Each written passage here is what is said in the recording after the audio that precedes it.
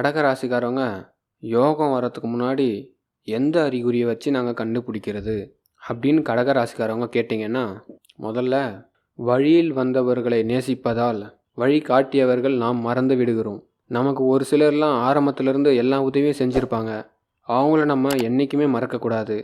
ஆனால் நம்ம வளர்ந்த பிறகு, வசதியான பிறகு, பதவி பொறுப்பெல்லாம் வந்த பிறகு, புகழடைந்த பிறகு ஒரு சிலர் வாழ்க்கையில் குறுக்கிட்டு அந்த புகழெல்லாம் எடுத்துகிட்டு போக முயற்சி பண்ணுவாங்க. அதனால் வெற்றியை விடுங்க. கடகமே ஒரு யோகம்தான். எப்படி தெரியுமா? கலங்காதவங்க, என்ன தான் நடக்கும் நடக்கட்டும் பார்ப்போண்டா அப்படின்னு நினைக்கக்கூடியவங்க. உண்மைதானே? கமெண்ட்டில் சொல்லுங்கள். ஒரு தடவை ஃபெயிலியர் வந்தால் பரவாயில்ல, 2 தடவை ஃபெயிலியர் வந்தால் பரவாயில்ல, வாழ்க்கை ஃபுல்லாக ஃபெயிலியராக இருக்குது. உண்மைதானே? எத்தனை வருத்தங்கள், எத்தனை சோகங்கள், கமெண்ட்டில் சொல்லுங்கள். ஏன்பா எனக்கு அதிர்ஷ்டமே கிடைக்காதா அப்படின்னா, உண்மையிலே மனசால் நொந்து போனவங்க கடகராசிக்காரங்க தான். அது உண்மை, எனக்கு தெரியும். நாளைக்கு நல்லது கிடைச்சிரும், நாளான்னைக்கு நல்லது கிடைச்சிரும், ஒரு நாளும் கிடைக்காம தவிச்சிட்ருக்கீங்க. உங்கள் வேதனைகளை கமெண்ட்டில் சொல்லுங்கள். ஏன்னா வெளிப்படையாக ஒரு வேதனையை சொல்ல சொல்ல பாரம் குறையும். நம்ம வந்த யோகங்கள்லாம் விட்டுருக்குறோம். ஃபஸ்ட்டு கடகராசிக்காரவங்களுக்கு யோகம் வரக்கூடிய அறிகுறி என்னென்னா, நேரத்தையும் காலத்தையும் நீங்கள் ரொம்ப ரொம்ப ரொம்ப நல்லா யூஸ் பண்ணணும்.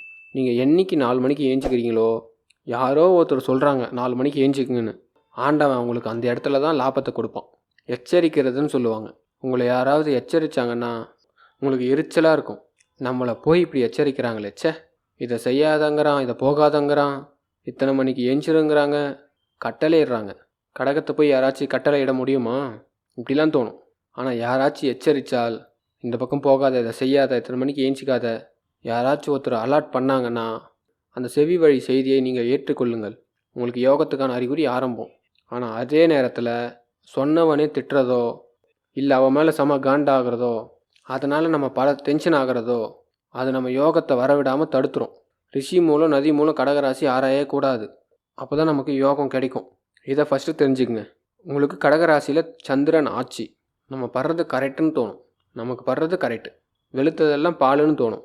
தம்பி கடகராசி, ஆயில் நட்சத்திரமா, பூச நட்சத்திரமா, புனர்பூசமா ராஜா, தம்பி அவன் கெட்டவன் தம்பி அப்படின்னா, உங்களுக்கு வேணால் அவன் கெட்டவங்களாம் இருக்கலாம் சார், எங்களுக்கு அவன் பியூர் சார், கோல்டு சார் அப்படின்னு நம்ம சொல்லுவோம். கலப்படம் இல்லாதவன் சார். அதே 6 மாதம் கழித்து திருப்பி பார்த்தீங்கன்னா, என்ன தம்பி எப்படி இருக்கீங்க, நீங்கள் சொன்னது கரெக்டு சார்னு சொல்ல மாட்டாங்க. ஏமாந்துடும்ல, கஷ்டப்பட்டுட்டோம்ல, அப்பயும் வேற ஒரு பொய் சொல்லி, வேற ஒரு காரணத்தை சொல்லி அதை சமாளிக்க பார்ப்பாங்க. உங்களுக்கு சமாளிக்க திறன் எப்போ வருதோ அப்போ யோகம் இல்லை, குறையுதுன்னு அர்த்தம். சமாளிக்காதீங்க. சில இடங்களில் ஒத்து போகணும், சரண்டர் ஆகிறது. நீங்கள் யார்கிட்டயாச்சும் ஒரு ஸ்மைல் பண்ணிவிட்டு பவ்யமாக இருந்து பாருங்கள், உங்களுக்கு பெரிய அரியாசனமே கிடைக்கும். இதுதான் உங்களுக்கு யோகத்துக்கான அறிகுறி. அதே நீங்கள் உங்களுடைய தவறை ஒத்துக்கலைன்னா, இல்லை ஒரு விஷயத்தை நீங்கள் ரொம்ப ஆர்கியூமெண்ட் பண்ணாலோ உங்களுக்கு யோகம் வர்றது தள்ளி போகும். ஆர்கியூமெண்ட் நீங்கள் என்றைக்கு குறைக்கிறீங்களோ அந்த நிமிஷமே உங்களுக்கு யோகத்துக்கான அறிகுறி குறைஞ்சிரும். உங்கள் மேலே ரொம்ப மரியாதை நிறைய பேர் இருக்கும், எல்லாருக்குமே நல்லா இருக்கும். எல்லோரும் என்ன பண்ணுறாங்க தெரியுமா? கடகராசிக்காரங்களே, நண்பர்களே, நான் பேசுவது கொஞ்சம் கஷ்டமாக கூட இருக்கலாம். ஆனால் நீங்கள் ஆழ் மனசை தொட்டு நீங்கள் இந்த இடத்துல யோசித்து பாருங்கள். ஒருத்தவங்க ஒரு கேள்வி கேட்குறாங்கன்னா அந்த நேரத்துக்காக ஒரு பதில் சொல்லுவோம் பார்த்தீங்களா, அதை அவாய்ட் பண்ணிவிடுங்க. அவன் கேள்விக்கு இன்னும் 5 நிமிஷம் கழிச்சு கூட பதில் சொல்லலாம். அந்த நேரத்தில் அதை கடக்கிறதுக்காக ஒரு பதில் சொல்லுவீங்க பாருங்கள், அது வேண்டாம். யோகம் வருவதை தடுப்பதற்கான நேரம் அது. ஆனால் அதே ஒரு நிமிஷம் அதை யோசிச்சுட்டு இது எப்படி நடந்திருக்கும் யோசிச்சு பாருங்கள். என்னை பொறுத்த வரைக்கும் நீங்கள் ஒரு க்ரைம் பிரான்ச்சில் இருக்கக்கூடியவங்க, இன்டெலிஜென்ட்டாக இருக்கிறவங்க. ஒரு தப்பு நடந்ததுன்னா நீங்கள் அதை ஒரு பல நோக்கத்தில் கண்டுபிடிக்கக்கூடியவங்க. ஒரு நல்லது நடக்குதுன்னா அதெல்லாம் எப்படி நடக்குதுன்னு யோசிக்கக்கூடியவங்க. அவ்வளோ சூப்பர் மைண்டு உங்களுக்கு, மூளை. ஆனால் அது என்ன பண்ணுன்னா அவசரப்பட்டுடும். நான் உங்ககிட்ட பேசுகிறேன்னா அதுக்கு வேறு பதில் தான் எதிர்பார்ப்பேன். கடகராசிக்காரங்களை ஒருத்தரை மீட் பண்ணி பேசுகிறாங்கன்னா கண்டிப்பாக அங்கே ஒரு நல்ல விஷயம் நடக்க போகுதுன்னு அர்த்தம். நீங்கள் ஒன்று சொல்லிவிடுவீங்க, அதுலேயும் நீங்கள் எதிர்பார்க்குற அதிர்ஷ்டம் குறைஞ்சிருது. காது கொடுத்து கேளுங்க. யார் எதை சொன்னாலும் காது கொடுத்து கேளுங்க.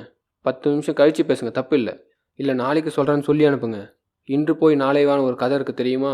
சனி பிடிக்க வருவார், பிள்ளையார் சொல்லுவார், இன்றை போய் நாளை வா, இன்று போய் நாளை வா.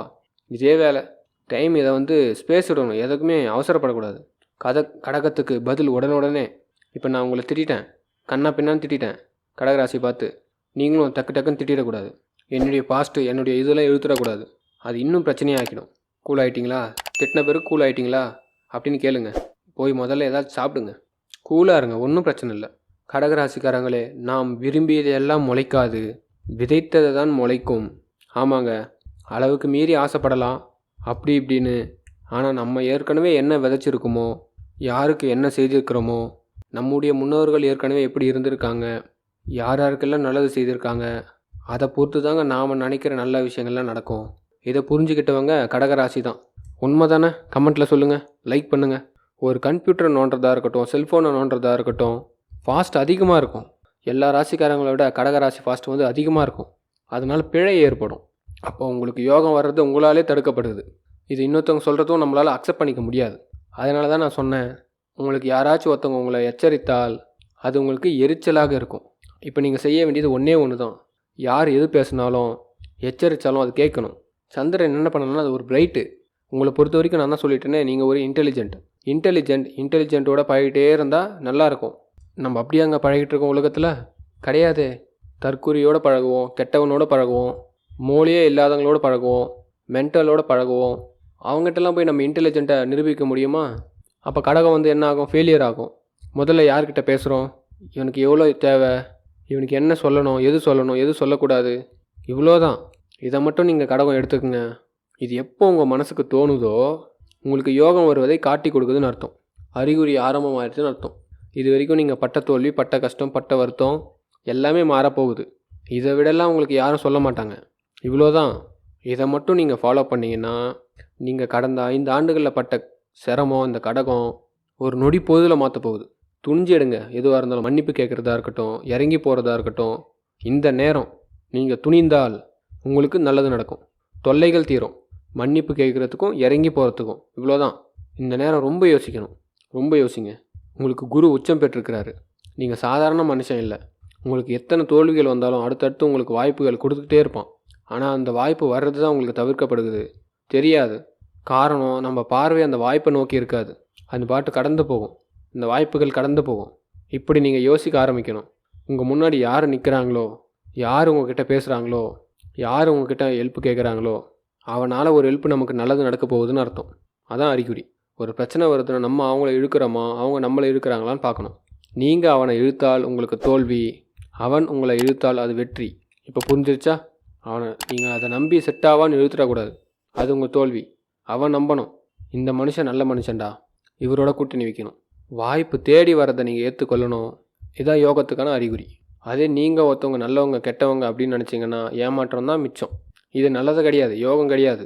அதே உங்களை பார்த்துக்கிட்டே இருப்பாங்க, ஆனால் எதுவுமே பேச விட மாட்டாங்க. பொறுத்திருந்து பார்த்தாலும் பொக்கிஷமானவர்கள் கடகராசிக்காரங்க. வெயிட் பண்ணி பாருங்கள். மறக்காமல் லைக் பண்ணுங்கள், சப்ஸ்கிரைப் பண்ணுங்கள். கடகராசியில் என்ன நட்சத்திரம்னு கமெண்ட்டில் சொல்லுங்கள். இந்த யோகம் எப்படி வரும்னு முழுமையாக பார்த்தோம். அதில் இன்னும் கொஞ்சம் அடிஷ்னலாக செய்திகளை சொல்கிறேன். ஒரு மனிதனுக்கு யோகம் வருது அப்படின்னாலே முதல் அறிகுறி என்னன்னு கேட்டால் தொழில் மாற்றம், இடம் மாற்றம் ஏற்படும். அது நீங்கள் எந்த மாற்றத்துக்கும் தயாராக இருங்க. எதையும் வேண்டான்னு தவிர்க்க வேண்டாம். அது வரக்கூடியதை செய்யலாமா வேண்டாமா அப்படின்றது ஒரு ஜோசியர்கிட்ட அந்த தசாபுத்தி அடிப்படையில் தெளிவாக கேட்டுக்குங்க. தெளிவாக கேட்டுக்கிட்டு அது இப்போ பண்ணலாமா பிறகு பண்ணலாமா அப்படின்றத முடிவு பண்ணிக்கோங்க. அப்போ அந்த யோகம் வருவதற்கு நல்ல வழி கிடைக்கும். நல்லா கவனிங்க. உங்களுக்கு யோகம் எப்படி வரும்? இடம் மாற்றம் வரும், தொழில் மாற்றம் வரும். அது வர்றதை தவிர்க்கக்கூடாது. ஒரு அஸ்ட்ராலஜரை பார்த்து என்ன பண்ணுறோம், இப்போ பண்ணலாமா பிறகு பண்ணலாமா, இந்த கேள்வியை கேட்டுக்குங்க. அந்த விஷயத்தை தவிர்க்காமல் செய்யுங்க. அது உங்களுக்கான முதல் அறிகுறி. ரெண்டாவது, உங்களையே நீங்கள் உயர்த்தி பார்க்க வேண்டும். தன்னைத்தானே உயர்த்தி பார்க்க வேண்டும். அப்போ தான் உங்களுக்கு யோகம் வரும். எல்லா ராசிக்காரர்களும் நீங்கள் அதை செய்யணும். உண்மையிலே சொல்கிறேன், நீங்கள் நல்ல விஷயங்கள் நிறைய செய்யலாம். கெட்ட விஷயங்கள் ஒன்றே ஒன்று பண்ணுவோம், அதில் பிரபலமாகிடுவாங்க. அது பிரச்சனைக்கு உள்ளாக்கிடும். நல்லது பண்ணுறோமோ இல்லையோ, எது பண்ணாலும் பிரபலமாகணும், யோகம் வரணுன்னா யாருக்கும் தெரியாமல் பண்ணணும். அதுவாக நமக்கு கிடைக்கும்போது லாபத்தை கொடுக்கும். நல்லா தெரிஞ்சுக்குங்க. தன்னைத்தானே உயர்த்தி பாருங்கள். உங்களுக்குள்ளே ஒரு மைனஸை ஏற்படுத்திக்காதீங்க. உண்மையிலே சொல்கிறேன், கண்ணை திறந்து பார்த்தீங்கன்னா நல்லவன் யார் கெட்டவன் யாருன்னு கடவுள் நமக்கு காட்டி கொடுப்பாராம். கண்ணனா என்ன? மனக்கண்ணை திறந்து பார்க்கணும். நம்ம தான் கண்ணை திறந்துருக்குமே அப்படின்னு பார்ப்போம். முதல்ல நம்ம ஒரு ஃப்ரேமில் பார்த்து நம்ம நம்புகிறோம் பார்த்தீங்களா, அதுதான் தப்பு. ஒருத்தரை பார்த்தவொன்னே நம்பாதீங்க, பழகுங்க. பழகி பாருங்கள். கல்யாணம் ஆகிறவங்களா இருக்கட்டும், வேலைக்கு போகிறவங்களா இருக்கட்டும், யாராகனா இருக்கட்டும், பழகி பார்த்தா தான் முடிவு. மனக்கண்ணை திறந்து பார்த்தா தான் நல்லவன் யாருன்னு தெரியும். கடவுள் இதை தான் விரும்புகிறாரு. நம்ம அப்படி தான் இருக்கணும்னு நினைக்கிறாரு. அப்போ தான் நமக்கு யோகம் வரும். அதே மாதிரி கமிட்மெண்ட் ஆகுங்க. ஒரு நாளைக்கு காலையில் எழுஞ்சிக்கிறோம், காலாண்டரை கிழிக்கிறோம், இன்றைக்கி என்ன செய்ய போகிறோம், 7ஆம் தேதி இன்றைக்கி, 8ஆம் தேதி இன்றைக்கின்னு நினைக்காதீங்க. இந்த தேதிக்கு இதெல்லாம் செய்யணும். பிஸியாக இருக்கணும். வேலை இல்லைன்னே சொல்லக்கூடாது. அப்போ தான் நமக்கு யோகம் வருதுன்னு அர்த்தம். வீட்டில் பார்த்துருக்கீங்களா? எங்கள் வீட்டு அம்மா சொல்லுவாங்க, எப்போ கேட்டாலும் பள்ளிக்கூடத்தை வாங்கன்னுவாங்க. எனக்கு வேலை நிறைய இருக்குதுடா அப்படின்னுவாங்க. எனக்கு அப்போ புரியாது. அம்மாவுக்கு என்ன வேலை இருக்குது? சும்மாவே அம்மா உட்காந்துட்டு இருக்காங்க, வேலை இருக்குது வேலை இருக்குன்றாங்க. அப்படிலாம் நினைப்போம். ஆனால் அந்த அம்மா பார்த்தீங்கன்னா காலையில் 5 மணிக்கு எழுந்துச்சி வீட்டை க்ளீன் பண்ணிவிட்டு, கோலம் போட்டு, எல்லாம் சுத்தம் பண்ணிவிட்டு, சமைச்சிட்டு, நம்ம எழுந்த அப்புறம் நமக்கு எல்லாம் காஃபி போட்டு கொடுத்து, அவங்க குளிச்சுட்டு வந்து அவங்க சமையல் பண்ணி, என்னை அமுச்சு விட்டு, குழந்தைங்கள அமுச்சு விட்டு, அவங்க வேலைக்கு கிளம்பி போயிட்டு, அவங்க திரும்ப ஈவினிங் வந்து திரும்ப வந்து வீட்டை துலக்கி, பாத்திரத்தை துலக்கி, சமையல் பண்ணி, அதுக்கு இடையில் துணி துவைச்சி, துணியை காய போட்டு, இவ்வளோ விஷயம் நடக்குது ஒரு நாளைக்கு. நம்ம அவங்களே சும்மா இருக்குன்னு சொல்கிறோம். உண்மைதானே பெண்கள்? கமெண்ட்டில் சொல்லுங்கள் எவ்வளோ வேலை இருக்குன்னு. அப்போது ஒரு பெண் வந்து வீட்டில் கமிட்மெண்ட்டில் இருக்காங்க. ஒரு பெத்த தாய் கமிட்மெண்ட்டில் இருக்காங்க. அப்போ அவங்களுக்கு பிஸி ஷெடியூல்டு. இன்னொன்று யோசிக்கவே தோணலை. இன்றைக்கி ஏன் நம்ம நிறைய யோசிக்கிறோம்னா, ஒரு சோஃபா இருக்குது, என்ன அப்புறமா பார்த்துப்போம், செல்ஃபோனே பார்த்துக்கிட்டு இருக்கிறோம். அதனாலே என்ன ஆகுதுன்னா, மனசு ரொம்ப வெறுத்து போய் கமிட்மெண்ட் இல்லாதனால நாள் வீணாக போகுது, நேரம் வீணாக போகுது, நம்மளே நமக்கு பிடிக்காமல் போகுது. வேலையை பார்த்துக்கிட்டே இருக்கணும். இதே ஆண்களுக்கும் நான் அதை தான் சொல்கிறேன். ஒரு பெண் எப்படி கமிட்மெண்ட்டில் இருக்கிறாங்க, ஒரு பெத்த தாய் கமிட்மெண்ட்டில் எப்படி இருக்காங்க. இன்றைக்கி இருக்கிற பெண்களை பாருங்கள். இன்றைக்கி ஐடிலாம் இருக்கிறவங்க பாருங்கள், அங்கே போய் வேலை பார்த்துட்டு திரும்ப ட்ரெயினை பிடிச்சி வீட்டுக்கு வந்து வீட்லேயும் வேலை பார்த்துட்டு திரும்ப தூங்கி ஏஞ்சின மறுநாள் காலையில் வேலை செஞ்சு திரும்ப ட்ரெயினை பிடிச்சி ஆஃபீஸுக்கு போயிட்டு அவங்களுக்கு எவ்வளோ வேலை இருக்குது. கமிட்மெண்ட். அப்போ கமிட்மெண்ட்ன்றது அவசியம். இந்த கமிட்மெண்ட்டில் இருக்கவங்க யாருமே யோகம் இல்லாதவங்க கிடையாது. எல்லாருமே யோகம் உள்ளவங்க. அவங்க வெற்றியை நோக்கி பயணம் பண்ணிக்கிட்டே இருக்காங்க. ஒவ்வொரு வினாடியும் வெற்றியாக நீங்கள் பார்த்துக்கிட்டே இருக்கீங்க. இன்னிலிருந்து என்ன பண்ணணும், இன்றைக்கி யாரை சந்திக்கணும், என்னென்ன பண்ணணும், 10 ரூபா எப்படி சேமிக்கணும், 10 ரூபா எப்படி வருமானத்தை அதிகப்படுத்தணும் அப்படின்றத இன்னிலிருந்து நீங்கள் திங்க் பண்ண ஆரம்பிங்க. இன்னிலிருந்து உங்களுக்கு யோகத்துக்கான அறிகுறி ஆரம்பம். மறக்காமல் லைக் பண்ணுங்கள், கமெண்ட்டில் சொல்லுங்கள் உங்கள் கருத்துக்களை. சப்ஸ்கிரைப் பண்ணி பெல் ஐக்கனை கிளிக் பண்ணுங்கள். உங்கள் ராசியில் நீங்கள் என்ன நட்சத்திரம்னு கமெண்ட்டில் சொல்லுங்கள். நன்றி.